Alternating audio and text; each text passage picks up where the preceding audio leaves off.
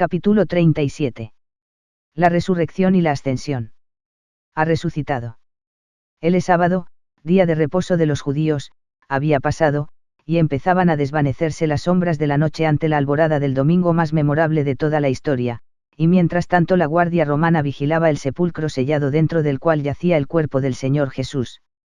Estando todavía oscuro, la tierra empezó a temblar, un ángel del Señor descendió en gloria, quitó la inmensa piedra de la entrada del sepulcro y se sentó sobre ella. Su aspecto brillaba como un relámpago y sus vestidos eran blancos como la nieve. Los soldados, paralizados de temor, cayeron a tierra y se quedaron como muertos. Cuando se hubieron recobrado parcialmente de su espanto, huyeron aterrados del sitio. Ni aun el rigor de la disciplina romana, que decretaba una muerte sumaria a todo soldado que desertaba su puesto, pudo detenerlos. Además, ya no había que vigilar, el sello de autoridad fue hecho pedazos, y el sepulcro se hallaba abierto y vacío. Al manifestarse las primeras señales de la aurora, la devota María Magdalena y las otras fieles mujeres se dirigieron al sepulcro, llevando especias y ungüentos que habían preparado para acabar de embalsamar el cuerpo de Jesús. Algunas de ellas habían presenciado el sepelio y visto la prisa forzosa con que José y Nicodemo habían envuelto el cuerpo momentos antes que empezara el día de reposo, y ahora estas piadosas mujeres llegaron temprano para prestar sus servicios cariñosos mediante una unción y embalsamamiento externo y más completo del cuerpo. Mientras se dirigían, conversando tristemente, parece que por primera vez se dieron cuenta de la dificultad que tendrían para entrar en el sepulcro. ¿Quién nos removerá la piedra de la entrada del sepulcro? Se preguntaban unas a otras. Evidentemente nada sabían del sello ni de la guardia. Al llegar a la tumba vieron al ángel, y tuvieron miedo. Mas el ángel, respondiendo, dijo a las mujeres: no temáis vosotras, porque yo sé que buscáis a Jesús, el que fue crucificado. No está aquí, pues ha resucitado, como dijo. Venid, ved el lugar donde fue puesto el Señor. E id de pronto y decid a sus discípulos que ha resucitado de los muertos, y aquí va delante de vosotros a Galilea, allí le veréis. He aquí, os lo he dicho. Las mujeres, aun cuando favorecidas con esta visita y afirmación angélicas, se alejaron de allí maravilladas y espantadas. Parece que María Magdalena fue la primera en llevar la noticia de la tumba vacía a los discípulos.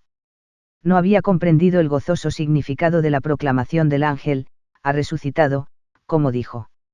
En su agonía de amor y aflicción solamente se acordaba de las palabras: no está aquí, la verdad de las cuales se había grabado tan impresionantemente en ella tras una mirada rápida hacia el sepulcro abierto y vacío. Entonces corrió, y fue a Simón Pedro y al otro discípulo, aquel al que amaba Jesús, y les dijo: se han llevado del sepulcro al Señor, y no sabemos dónde le han puesto. Pedro y el otro discípulo, indudablemente Juan, se dirigieron en el acto hacia el sepulcro, corriendo juntos. Juan corrió más aprisa que su compañero, y al llegar a la tumba se bajó a mirar, y vio los lienzos en el suelo, pero Pedro, osado e impetuoso, entró en el sepulcro, seguido del apóstol más joven. Los dos vieron los lienzos y, en un lugar aparte, el sudario que había estado sobre la cabeza de Jesús. Juan francamente afirma que habiendo visto estas cosas, creyó, y explica, hablando por sí mismo y los demás apóstoles, porque aún no habían entendido la Escritura, que era necesario que él resucitase de los muertos. La afligida Magdalena siguió a los dos apóstoles hasta el lugar de la sepultura. No parece que había dado cabida en su corazón herido de pesar al concepto de la restauración de la vida del Señor, solo sabía que el cuerpo de su querido maestro había desaparecido. Mientras Pedro y Juan se encontraban dentro del sepulcro, ella había permanecido afuera llorando. Cuando se hubieron ido, María se inclinó para mirar dentro de la cueva labrada en la roca, y vio allí a dos personajes, ángeles. 355. Vestidos de blanco, el uno a la cabecera, y el otro a los pies, donde el cuerpo de Jesús había sido puesto. Con tierno acento le preguntaron: mujer, ¿por qué lloras? En su respuesta no pudo más que expresar de nuevo el dolor que la agobiaba: porque se han llevado a mi Señor, y no sé dónde le han puesto. La ausencia del cuerpo, que para ella era todo lo que permanecía de aquel a quien había amado tan profundamente, representaba una pérdida personal. Se manifiesta un torrente de sentimiento y cariño en sus palabras: se han llevado a mi Señor. Volviéndose de la tumba que, aun cuando iluminada en ese momento por aquella presencia angélica, para ella se encontraba vacía y abandonada, se enteró de otro personaje que estaba cerca de ella. Oyó su pregunta compasiva: mujer, ¿por qué lloras? ¿A quién buscas? Casi sin levantar su llorosa faz hacia su interrogante, vagamente suponiendo que era el hortelano, y que tal vez él sabía dónde se hallaba el cuerpo de su maestro, exclamó: Señor, si tú lo has llevado, dime dónde lo has puesto, y yo lo llevaré. Sabía que habían depositado a Jesús en una tumba ajena. Si el cuerpo había sido desahuciado de ese sitio, estaba preparada para proporcionarle otro. Dime dónde lo has puesto, le rogó. Era Jesús, su querido Señor, a quien hablaba, pero no lo sabía. Una palabra de sus labios vivientes transformó su vehemente dolor en gozo estático. Jesús le dijo: María. La voz, el tono, el tierno acento que ella había escuchado y amado en días anteriores la elevó de la profundidad desesperante en que había caído. Se volvió y miró al Señor, y en un arrebato de alegría extendió los brazos para estrecharlo, pronunciando una sola palabra de cariño y adoración: Raboni, que significa mi amado maestro. Jesús contuvo su impulsiva manifestación de amor reverente, diciendo: No me toques, porque aún no he subido a mi Padre, mas ve a mis hermanos, y daíls: subo a mi Padre y a vuestro Padre, a mi Dios y a vuestro Dios. A una mujer, María de Magdala, se concedió el honor de ser la primera de todos los seres mortales en ver a un alma resucitada. Al propio Señor Jesús, y más adelante el Cristo resucitado, se manifestó a otras mujeres favorecidas, entre ellas, María, madre de José, y Juana, y Salomé, madre de los apóstoles Santiago y Juan. Estas y las otras mujeres que las acompañaban se habían asustado con la presencia del ángel en el sepulcro, y se habían alejado con sentimientos de temor mezclados con gozo.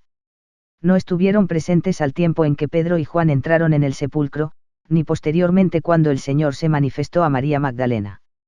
Probablemente volvieron más tarde, pues parece que algunas de ellas entraron en el sepulcro y vieron que el cuerpo del Señor no estaba allí.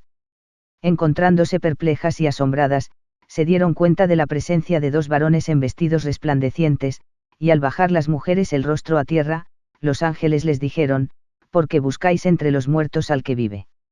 No está aquí, sino que ha resucitado. Acordaos de lo que os habló, cuando aún estaba en Galilea, diciendo: es necesario que el Hijo del Hombre sea entregado en manos de hombres pecadores, y que sea crucificado, y resucite al tercer día. Entonces ellas se acordaron de sus palabras 1. Y mientras se dirigían a la ciudad para comunicar el mensaje a los discípulos, Jesús les salió al encuentro, diciendo: Salve. Y ellas, acercándose, abrazaron sus pies, y le adoraron. Entonces Jesús les dijo: No temáis, id, dad las nuevas a mis hermanos, para que vayan a Galilea, y allí me verán. Uno podrá preguntarse por qué Jesús le prohibió a María Magdalena que lo tocara, y corto tiempo después permitió que otras mujeres le abrazaran los pies al inclinarse reverentemente delante de él. Podemos suponer que el arrebato emocional de María fue causado más bien por un sentimiento de cariño personal pero santo, que por el impulso de una adoración devota que expresaron las otras mujeres. Aunque el Cristo resucitado mostró la misma consideración amigable y estrecha que había manifestado en su estado terrenal hacia aquellos con quienes se había asociado íntimamente, ahora ya no era literalmente uno de ellos. Había en él una dignidad que vedaba la íntima familiaridad personal. A María Magdalena Cristo dijo: No me toques, porque aún no he subido a mi Padre. Si la segunda frase fue una explicación de la primera, nos vemos compelidos a deducir que a ninguna mano humana le fue permitido tocar el cuerpo resucitado e inmortal del Señor, sino hasta después que se hubo presentado al Padre. Parece razonable y probable que entre la ocasión del impulsivo intento de María de tocar al Señor, y el acto de las otras mujeres que le abrazaron los pies al inclinarse para adorarlo 356. Reverentemente, Cristo ascendió a su Padre, y entonces volvió a la tierra para continuar su ministerio en su estado resucitado. María Magdalena y las otras mujeres relataron a los discípulos la maravillosa narración de lo que había acontecido a cada una de ellas, pero los hermanos no podían creer lo que decían, y les parecían locura las palabras de ellas, y no las creían después de todo lo que Cristo les había enseñado concerniente a su resurrección de los muertos al tercer día. Los apóstoles no eran capaces de aceptar la realidad de lo ocurrido, en sus pensamientos la resurrección era un acontecimiento misterioso y remoto, no una posibilidad actual. No existía ni precedente ni analogía para las cosas que estas mujeres contaban, de que una persona muerta volviese a vivir con un cuerpo de carne y huesos que pudiera verse y palparse, con excepción de los casos del joven de Naín, la hija de Jairo y el querido Lázaro de Betania, pero en la restauración de estos a una vida terrenal, y la resurrección rumorada de Jesús, ellos veían diferencias esenciales. Una perplejidad profunda y dudas inquietantes reemplazaron, en este primer día de la semana, la angustia y sensación de pérdida irreparable que caracterizaron sus pensamientos el día de reposo de ayer.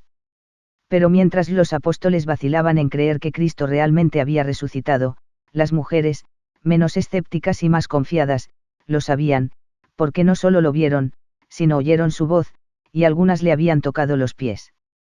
Fraudulenta conspiración sacerdota. Cuando los guardas romanos se hubieron recobrado lo suficiente de su temor para huir precipitadamente del sepulcro, fueron a los principales sacerdotes, bajo cuyas órdenes Pilato los había puesto, e informaron de los acontecimientos sobrenaturales que habían presenciado.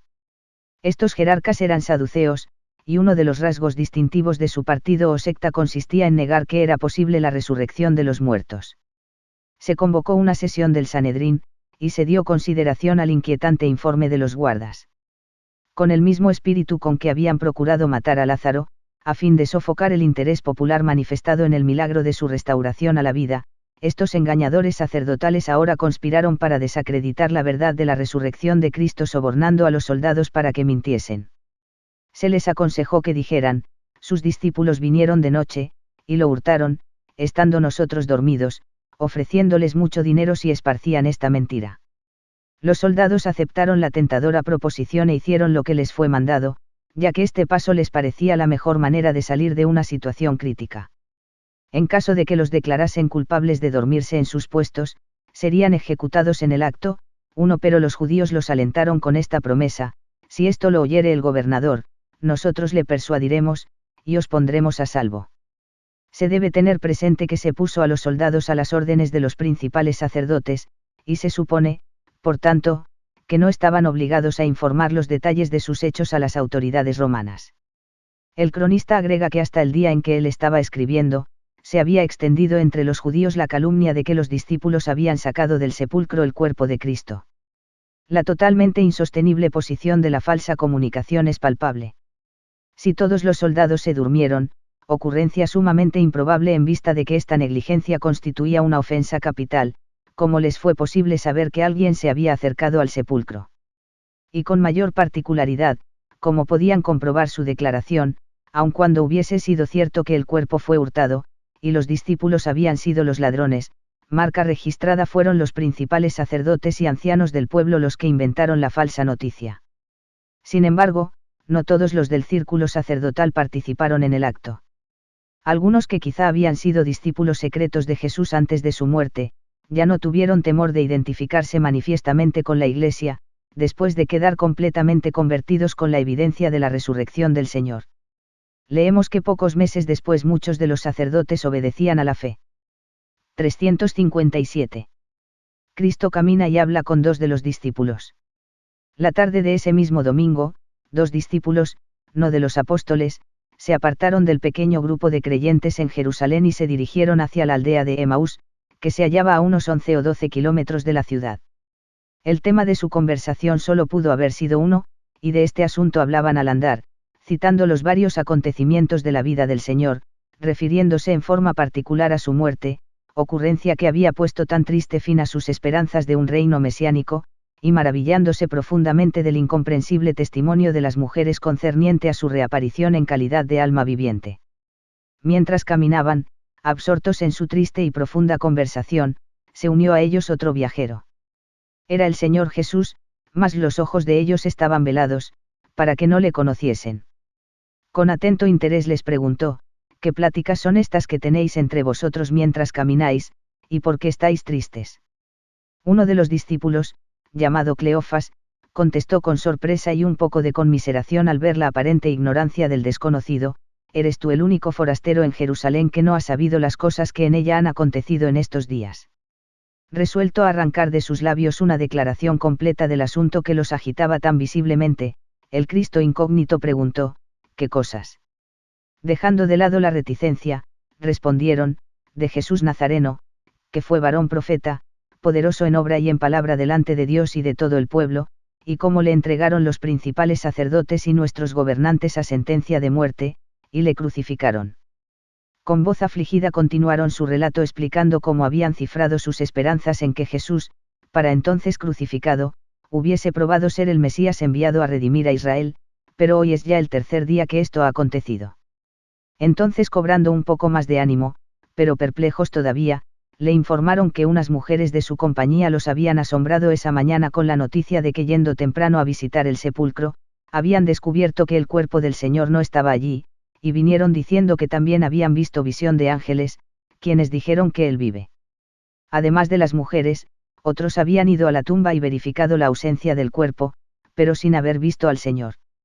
Entonces Jesús, reprendiendo con tiernos acentos a sus compañeros de viaje por ser tan insensatos, y tardos de corazón para creer todo lo que los profetas han dicho, les preguntó impresionantemente, ¿no era necesario que el Cristo padeciera estas cosas, y que entrara en su gloria? Comenzando desde las inspiradas declaraciones de Moisés, les explicó las Escrituras, refiriéndose a todas las palabras proféticas relacionadas con la misión del Salvador. Habiendo acompañado a los dos hombres hasta su destino, Jesús hizo como que iba más lejos, pero lo instaron a que permaneciera con ellos porque el día ya había declinado. Aceptó su ruego hospitalario de acompañarlos a la casa, y en cuanto hubieron preparado su comida sencilla se sentó con ellos a la mesa. En calidad de invitado de honor, tomó el pan y lo bendijo, lo partió y les dio. Quizá hubo algo en el fervor de la bendición, o en la manera de partir y distribuir el pan, que les evocó recuerdos de otros días, o posiblemente vieron las manos heridas, pero cualquiera que haya sido la causa inmediata, los dos discípulos miraron de fijo a su huésped, y les fueron abiertos los ojos, y le reconocieron, mas él se desapareció de su vista. Bajo el impulso de un asombro gozoso se levantaron de la mesa, reprochándose el uno al otro por no haberlo reconocido antes. No ardía nuestro corazón en nosotros, dijo uno de ellos, mientras nos hablaba en el camino, y cuando nos abría las Escrituras. Inmediatamente se volvieron sobre sus pasos y regresaron en el acto a Jerusalén, para confirmar con su testimonio lo que los hermanos vacilaban en aceptar. El Señor resucitado se aparece a los discípulos en Jerusalén y come en presencia de ellos. Cuando Cleofas y su compañero llegaron a Jerusalén esa noche, hallaron a los apóstoles reunidos. 358. Con otros creyentes devotos en solemne y reverente asamblea, con las puertas cerradas. Habían tomado estas medidas de precaución por miedo de los judíos. Aún los apóstoles se habían dispersado por motivo del arresto, condenación y asesinato judicial de su maestro, pero al oír la noticia de su resurrección, ellos y los discípulos en general se rehicieron para formar el núcleo de un ejército que en breve se extendería por todo el mundo. Los dos discípulos volvieron para encontrarse con la gozosa nueva de que ha resucitado el Señor verdaderamente, y ha aparecido a Simón. Esta referencia es la única que hacen los escritores evangélicos a la apariencia personal de Cristo a Simón Pedro ese día. La entrevista entre el Señor y su ayer tímido, pero hoy arrepentido apóstol, debe haber sido conmovedora en extremo. El remordimiento de Pedro por haber negado a Cristo en el palacio del sumo sacerdote fue profundo y digno de lástima, aun pudo haber dudado que el Maestro volviera a llamarlo su siervo, pero deben haber resurgido sus esperanzas al oír el mensaje de las mujeres que volvían de la tumba, en el cual el Señor mandaba saludos a los apóstoles, a quienes por primera vez llamaba hermanos 5 sin excluir a Pedro de esta honorable y cariñosa designación. Además, la comisión del ángel a las mujeres había dado prominencia a Pedro, haciendo particular mención de él a su apóstol arrepentido vino el Señor, indudablemente con perdón y seguridad consoladora. Pedro mismo guarda silencio reverente concerniente a la visita, pero Pablo presenta su testimonio de este hecho como una de las pruebas definitivas de la resurrección del Señor. Tras el jubiloso testimonio de los creyentes reunidos, Cleofas y su compañero relataron cómo los había acompañado el Señor mientras iban a Emaús, las cosas que les había enseñado y la manera en que lo reconocieron al partir el pan. En tanto que la pequeña compañía estaba conversando, Jesús se puso en medio de ellos, y les dijo, paz a vosotros. Todos se espantaron, suponiendo con temor supersticioso que se había introducido un fantasma entre ellos. Entonces el Señor los calmó, diciendo, ¿por qué estáis turbados, y vienen a vuestro corazón estos pensamientos?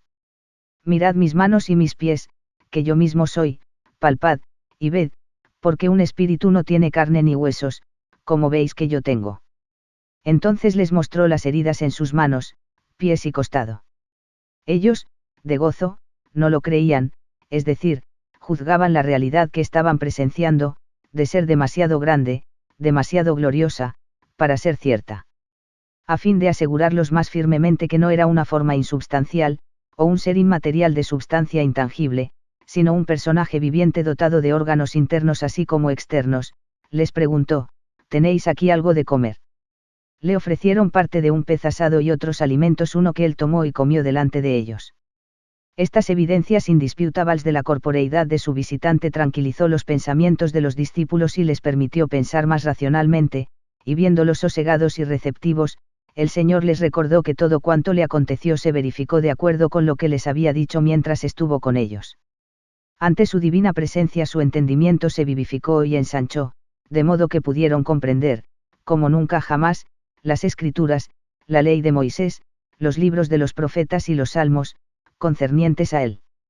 Atestiguó la necesidad de su muerte, ahora realizada, tan plenamente como la había predicho y afirmado previamente. Entonces añadió, así está escrito, y así fue necesario que el Cristo padeciese, y resucitase de los muertos al tercer día, y que se predicase en su nombre el arrepentimiento y el perdón de pecados en todas las naciones, comenzando desde Jerusalén. Y vosotros sois testigos de estas cosas. Entonces los discípulos se llenaron de gozo. Cuando estaba a punto de partir, el Señor los bendijo, diciendo, paz a vosotros. Como me envió el Padre, así también yo os envío, comisión autorizada que se refirió personalmente a los apóstoles, y habiendo dicho esto, sopló, y les dijo, recibid el Espíritu Santo. A quienes remitiereis los pecados, les son remitidos, y a quienes se los retuviereis, les son retenidos. Incredulidad de Tomás. Uno de los apóstoles, Tomás, se hallaba ausente cuando el Señor Jesús se apareció en la reunión. 359. De los discípulos la tarde del domingo de resurrección. Se le comunicó lo que los otros habían presenciado, pero esto no lo convenció, y ni el solemne testimonio, al Señor hemos visto, logró despertar la fe en su corazón. En su estado de escepticismo mental, exclamó, si no viere en sus manos la señal de los clavos, y metiere mi dedo en el lugar de los clavos, y metiere mi mano en su costado, no creeré. Debemos templar nuestro juicio con precaución y amor antes de resolver sobre la disposición incrédula de este hombre. Difícilmente podía impugnar las circunstancias ampliamente atestiguadas del sepulcro vacío, o la veracidad de María Magdalena y las otras mujeres con respecto a la presencia de los ángeles y la aparición del Señor, o el testimonio de Pedro, o el de toda la compañía reunida, pero quizá interpretaba estas manifestaciones declaradas como una serie de visiones subjetivas, y vagamente suponía que la ausencia del cuerpo del Señor había resultado de la restauración sobrenatural de Cristo a la vida, seguida de una partida corporal y final de la tierra. Lo que Tomás disputaba era la manifestación corpórea del Señor resucitado, así como las señales de las heridas consiguientes a la crucifixión y la invitación de palpar y tocar el cuerpo resucitado de carne y huesos. Carecía de ese mismo concepto definitivo de la resurrección que le permitiera aceptar en forma literal el testimonio de sus hermanos y hermanas que habían visto, oído y palpado. Al cabo de una semana, porque así se entiende la designación hebrea 8 días después, y por consiguiente, fue el siguiente domingo, día de la semana que más tarde llegó a conocerse en la Iglesia como el Día del Señor, y a observarse como el día de reposo en lugar del sábado mosaico, los discípulos se hallaban congregados otra vez, y Tomás con ellos. Se estaba efectuando la reunión con las puertas cerradas, y supuestamente vigiladas, porque había peligro de que los interrumpieran los alguaciles judíos.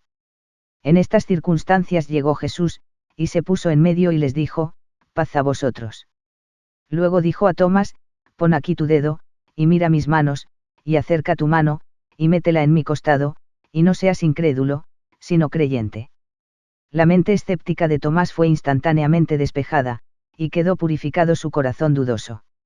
La convicción de la gloriosa verdad inundó su alma, y con reverencia contrita se postró delante de su Salvador, expresando a la vez su reverente admisión de la divinidad de Cristo, Señor mío y Dios mío. Él se aceptó su adoración, y el Salvador le dijo, ¿por qué me has visto, Tomás, creíste? Bienaventurados los que no vieron, y creyeron. Junto al mar de Galilea. Tanto el ángel que se apareció en el sepulcro, como a su vez el propio Cristo resucitado, habían instruido a los apóstoles que fueran a Galilea, donde verían al Señor, de conformidad con lo que les había declarado antes de su muerte. Demoraron su partida hasta una semana después de la resurrección y entonces, una vez más en su provincia nativa, se pusieron a esperar. En la tarde de uno de esos días de espera, Pedro dijo a 6 de los apóstoles que estaban con él: voy a pescar, a lo cual los otros contestaron: vamos nosotros también contigo. Sin más dilación entraron en una barca de pescar, y aunque trabajaron toda la noche, cuantas veces echaban la red, la sacaban vacía. Al aproximarse la aurora se dirigieron hacia la playa chasquedos y desanimados. En la tenue luz de la alborada oyeron que alguien llamaba desde la ribera, preguntando: hijitos, ¿tenéis algo de comer? Al oír la voz, le respondieron: no. Era Jesús quien preguntaba, aunque ninguno de los que se hallaban en la barca lo reconoció. Volvió a llamarlos, diciendo: echad la red a la derecha de la barca, y hallaréis. Entonces la echaron, y ya no la podían sacar, por la gran cantidad de peces. Fue tan sorprendente el resultado al obedecer las instrucciones dadas, que de behaviorals parecido milagroso, indudablemente les hizo recordar aquella otra maravillosa pesca que había sobrepujado su habilidad como pescadores, y por lo menos 3 testigos del milagro anterior se hallaban ahora en el barco. Juan, si tempre presto para discernir, dijo a Pedro, es el Señor. Y este, impulsivo como siempre, rápidamente se ciñó la ropa y se echó al agua para llegar más pronto a la orilla y postrarse a los pies de 360. Su maestro. Los otros dejaron la nave y entraron en una barca pequeña que remaron a tierra, arrastrando la pesada red llena de peces. Al llegar a la playa vieron unas brasas puestas y un pez encima de ellas, y a un lado un abastecimiento de pan. Jesús les mandó que trajeran de los peces que acababan de pescar, instrucción que el fornido Pedro obedeció, entrando en el agua y sacando la red a tierra. La pesca, al ser contada, contenía 153 peces grandes, y el narrador añade significativamente que aun siendo tantos, la red no se rompió. Entonces Jesús dijo: venid, comed, y en calidad de huésped, dividió y repartió el pan y el pescado. No nos es dicho si comió con sus invitados. Todos sabían que era el Señor quien los atendía tan hospitalariamente, y sin embargo, en esta ocasión, así como otras en que apareció en su estado resucitado, había en él un porte que infundía asombro y cohibición. De buena gana lo habrían interrogado, pero no se atrevieron. Juan nos dice que esta era ya la tercera vez que Jesús se manifestaba a sus discípulos, después de haber resucitado de los muertos, y de ello entendemos que fue la tercera ocasión en que Cristo se manifestó al grupo completo o parcial de los apóstoles, porque, contando también la aparición a María Magdalena, a las otras mujeres y a los 2 discípulos que iban por el camino, esta fue, según las Escrituras, la 7ª aparición del Señor resucitado. Terminada la comida, Jesús dijo a Simón Pedro: Simón, hijo de Jonás, ¿me amas más que estos? La pregunta, por bondadoso el tono con que se hizo, debe haberle partido el corazón a Pedro, pues le recordaba su osada pero inconstante afirmación: aunque todos se escandalicen de ti, yo nunca me escandalizaré. Y entonces había negado conocer siquiera al hombre. De Pedro contestó humildemente a la interrogación del maestro: sí, Señor, tú sabes que te amo. Entonces le dijo Jesús: apacienta mis corderos. Se volvió a repetir la pregunta, y Pedro contestó en la misma forma, a lo cual el Señor respondió: pastorea mis ovejas. Y por tercera vez Jesús preguntó: Simón, hijo de Jonás, ¿me amas? Pedro se sintió herido y apenado por esta reiteración, pensando tal vez que el Señor no tenía confianza en él. Pero así como 3 veces había negado, ahora se le dio la oportunidad de hacer esta triple confesión. A la interrogación que por 3 veces se le había hecho, Pedro respondió: Señor, tú lo sabes todo, tú sabes que te amo. Jesús le dijo: apacienta mis ovejas. La comisión apacienta mis ovejas fue no solo una confirmación de la confianza del Señor, sino de la realidad de la presidencia de Pedro entre los apóstoles. Enfáticamente había anunciado su disposición de seguir a su maestro aún hasta la cárcel y la muerte. Y el Señor, que ahora había muerto ya, le dijo: de cierto te digo, cuando eras más joven, te ceñías, e ibas donde querías, mas cuando ya seas viejo, extenderás tus manos, y te ceñirá otro, y te llevará a donde no quieras. Juan entonces nos informa que el Señor habló de esta manera para señalar la muerte con la cual Pedro tomaría su lugar entre los mártires. La analogía indica que había de ser crucificado, y nunca se ha refutado la historia tradicional de que así fue como Pedro selló su testimonio del Cristo. Después de lo anterior el Señor dijo a Pedro, sígueme. El significado de este mandamiento fue actual así como futuro. Apartándose de los otros que se encontraban en la playa, el hombre acompañó a Jesús, así como poco después siguió a su Señor hasta la cruz. Indudablemente Pedro comprendió la referencia a su martirio, pues así lo indican sus escritos en años posteriores. Mientras Cristo y Pedro caminaban juntos, mirando hacia atrás, vio que Juan lo seguía, y preguntó, Señor, ¿y qué de este? Pedro deseaba penetrar lo futuro para conocer la suerte de su compañero, si Juan también habría de morir por la fe. El Señor respondió, si quiero que él quede hasta que yo venga, que a ti. Sígueme tú. Fue una amonestación dada a Pedro de cumplir con sus propios deberes y seguir al Maestro por donde quiera que el camino lo llevara. Refiriéndose a sí mismo, Juan añade, este dicho se extendió entonces entre los hermanos, que aquel discípulo no moriría. Pero Jesús no le dijo que no moriría, sino, si quiero que él quede hasta que yo venga, que a ti. La revelación moderna atestigua que Juan todavía vive en su estado corporal, y que permanecerá en la carne hasta el aún futuro advenimiento del Señor acompañado de Pedro y de Santiago, sus compañeros martirizados y resucitados. El discípulo a quien amaba Jesús ha oficiado en la restauración del santo apostolado en esta dispensación del cumplimiento de los tiempos. 361. Otras manifestaciones del Señor resucitado en Galilea. Jesús había designado cierto monte en Galilea donde habría de reunirse con sus apóstoles, y allí se dirigieron los 11. Cuando lo vieron en el lugar señalado, lo adoraron. El evangelista nos informa que algunos dudaban, de lo cual se puede inferir que se hallaban presentes otros, además de los apóstoles, entre quienes había algunos que no estaban convencidos de la real corporeidad del Cristo resucitado. Esta pudo haber sido la ocasión acerca de la que el apóstol Pablo escribió unos 25 años después, en donde afirma que el Señor apareció a más de 500 hermanos a la vez, de los cuales, aunque algunos ya habían fallecido, la mayoría de ellos todavía eran testigos vivientes del testimonio de Pablo en esa época. A los que estaban reunidos en el monte, Jesús declaró, toda potestad me es dada en el cielo y en la tierra. Esto no pudo entenderse o interpretarse como otra cosa sino la afirmación de su divinidad absoluta. Su autoridad era suprema, y aquellos a quienes él comisionara obrarían en su nombre, y por un poder que nadie podría conferir o quitar. La comisión final y la ascensión.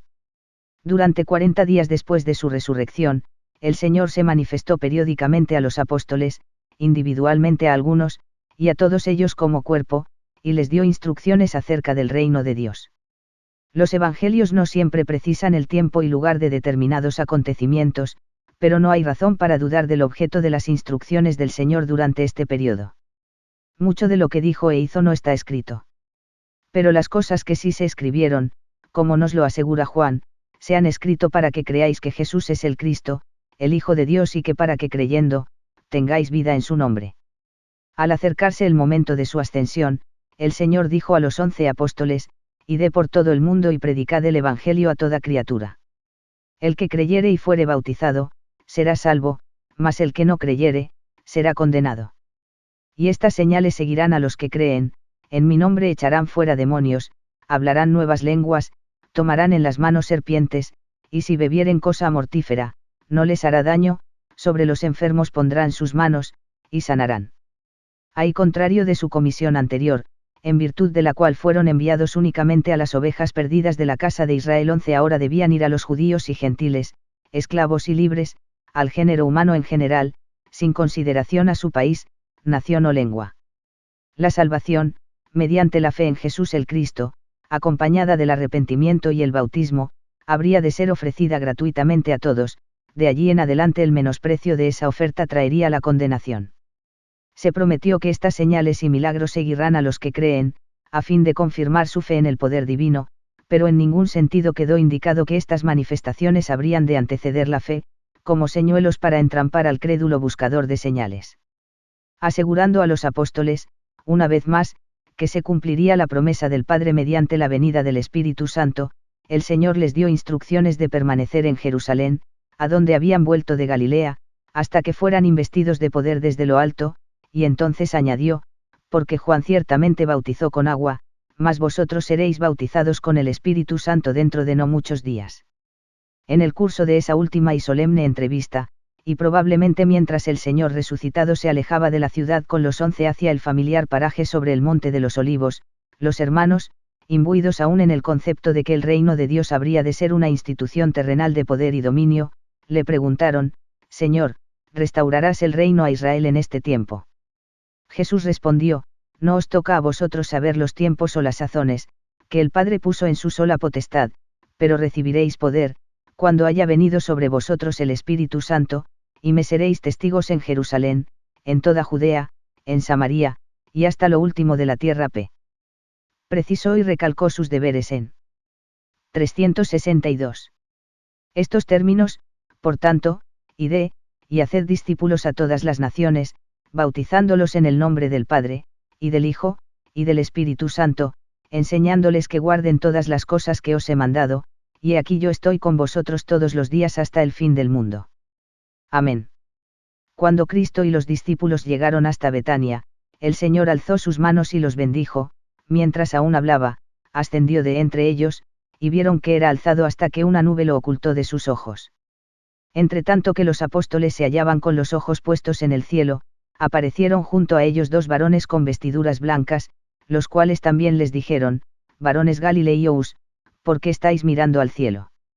Este mismo Jesús, que ha sido tomado de vosotros al cielo, así vendrá como le habéis visto ir al cielo. Reverentemente y llenos de gozo los apóstoles volvieron a Jerusalén para esperar allí la venida del Consolador. La ascensión del Señor se había realizado, tan verdaderamente literal fue la partida de Jesús, como lo fue su resurrección, mediante la cual su espíritu volvió a su propio cuerpo físico que hasta ese momento había estado muerto. En el mundo quedó, y aún queda, la gloriosa promesa de que Jesús el Cristo, el mismo ser que ascendió del Monte de los Olivos con su cuerpo inmortal de carne y huesos, volverá y descenderá de los cielos en la misma forma y substancia materiales. Notas al capítulo 37. 1. No se sabe el tiempo y manera precisos en que Cristo salió de la tumba. Nuestro Señor predijo en forma definitiva su resurrección de los muertos al tercer día, Mateo 4 y 21, 5 y 23, 8 y 19, Marc 9 y 31, 10 y 34, Lucas 9 y 22, 1 y 32, 6 y 33, y los ángeles en el sepulcro, Lucas 2 y 47, así como el propio Señor resucitado, Lucas 12 y 46, verificaron el cumplimiento de las profecías, y así lo testificaron los apóstoles en años posteriores. Hechos 10 y 40, y Sioar 15, 4, esta referencia al tercer día no debe entenderse que significa 3 días completos. Los judíos empezaban a contar las horas diarias desde la puesta del sol, de modo que la hora antes de la puesta del sol y la que seguía después pertenecían a distintos días. Jesús murió y fue sepultado el viernes en la tarde. Su cuerpo muerto estuvo en la tumba parte del viernes, el primer día, durante el sábado, o como dividimos los días, desde la puesta del sol del viernes hasta la puesta del sol del sábado, el segundo día, y parte del domingo, el tercer día. No sabemos cuál fue la hora, entre la puesta del sol del sábado y la aurora del domingo, cuando se levantó. El hecho de que en la alborada del domingo ocurrió un temblor, y el ángel del Señor descendió y quitó la piedra de la entrada del sepulcro, cosa que deducimos de ese Mateo 28, 1, 2, no es evidencia de que Cristo no pudo haber resucitado antes. Se quitó la piedra y se reveló el interior del sepulcro a fin de que quienes llegaran pudieran ver por sí mismos que el cuerpo del Señor ya no estaba allí, pero no fue necesario abrirle la puerta al Cristo resucitado para poder salir. En su estado inmortal podía aparecer y desaparecer, aunque fuera en un lugar cerrado. Un cuerpo resucitado, aunque de substancia tangible y con todos los órganos de un cuerpo físico, no está sujeto a la greibd de la tierra, ni pueden interrumpir sus movimientos los obstáculos materiales. Para nosotros, que limitamos el movimiento únicamente a las 3 dimensiones del espacio, es necesariamente incomprensible el paso de una substancia sólida, como por ejemplo un cuerpo viviente de carne y huesos, a través de un muro de piedras.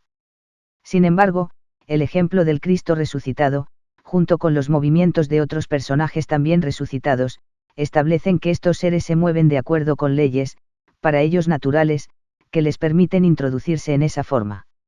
De ahí que en septiembre de 1823, Moroni, profeta nefita que había muerto aproximadamente en el año 400 de nuestra era, le apareció a José Smith en su alcoba 3 veces durante la misma noche, yendo y viniendo sin que lo interrumpieran en lo más mínimo los muros o el techo de la casa. Véase PDGP, José Smith 2 y 45, también artículos de fe, por el autor, páginas 14, 15. La corporeidad de Moroni, manifestada por el hecho de que tenía en sus manos las planchas metálicas sobre las cuales estaba grabada la historia que nosotros conocemos como el Libro de Mormón, evidencia que era un hombre resucitado. En igual manera los seres 363 resucitados poseen la facultad para hacerse visibles o invisibles a los ojos físicos del ser mortal. 2. El intento de desacreditar el hecho de la resurrección por medio de mentiras. Ya hemos tratado ampliamente en el texto la falsa aseveración de que Cristo no resucitó, sino que los discípulos hurtaron su cuerpo de la tumba. La mentira es su propia refutación. Los incrédulos de una fecha posterior, enterados del palpable absurdo de este tosco intento de hacer una falsa representación, no han vacilado en sugerir otras hipótesis, cada una de las cuales es conclusivamente insostenible. Por tanto, la teoría basada en la imposible suposición de que Cristo no estaba muerto cuando fue bajado de la cruz, sino en un coma o estado inconsciente, y que más tarde se le revivió, se confuta por sí misma cuando la consideramos en relación con los hechos conocidos. La herida de la lanza del soldado romano habría sido fatal, en caso de que el Señor todavía hubiera estado vivo. Además, los miembros del concilio judío, a quienes no podemos juzgar de haber participado en la sepultura de un hombre vivo todavía, bajaron el cuerpo, lo llevaron, envolvieron y sepultaron, y en lo que respecta a una subsiguiente revivificación, Edersheim, tomo 2, página 626, terminantemente afirma, sin mencionar los muchos absurdos relacionados con esta teoría, lo que realmente hacemos, al absolver a los discípulos de complicidad, es acusar de fraude al propio Cristo. Una persona crucificada, quitada de la cruz antes de morir y subsiguientemente revivida, no podía haber andado con los pies heridos y quebrantados el mismo día de su revivificación, como lo hizo Jesús en el camino a Emaús. Otra teoría, muy popular en su época, fue la de imputar una decepción inconsciente a los que afirmaron haber visto al Cristo resucitado, alegándose que todas estas personas fueron víctimas de visiones objetivas pero irreales, conjuradas por su propia condición agitada e imaginativa. La independencia y señalada individualidad de las varias apariciones atestiguadas del Señor desmienten la teoría de las visiones.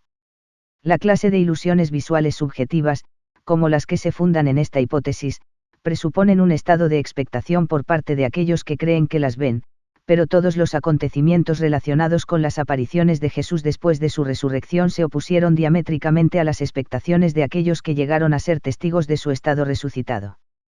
Citamos los casos anteriores de teorías falsas e insostenibles, concernientes a la resurrección de nuestro Señor, como ejemplos de los numerosos esfuerzos abortivos que se han hecho para desacreditar, por medio de explicaciones, el milagro más grande y el hecho más glorioso de la historia. Da fe de la resurrección de Jesucristo una evidencia más conclusiva que aquella sobre la cual descansa nuestra aceptación de los hechos históricos en general. Sin embargo, el testimonio de la resurrección de nuestro Señor de entre los muertos no se funda en la página escrita.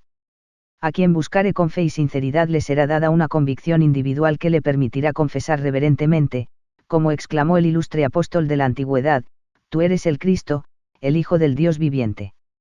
Jesús, Dios el Hijo, no está muerto. Yo sé que mi Redentor vive. Job 7 y 25. 3 apariciones de Jesucristo entre su resurrección y ascensión, según las Escrituras. 1 a María Magdalena, cerca del sepulcro. Marc 16, 9, 10, Juan 8 y 14. 2 a otras mujeres, en un sitio indeterminado entre el sepulcro y Jerusalén. Mateo 28, 9. 3 a 2 de los discípulos, en el camino a Emaús.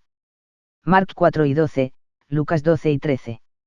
4 a Pedro, en Jerusalén o sus cercanías. Lucas 12 y 34, 1 Sioar 15, 5. 5 a 10 de los apóstoles y otros, en Jerusalén. Lucas 12 y 36, Juan 8 y 19.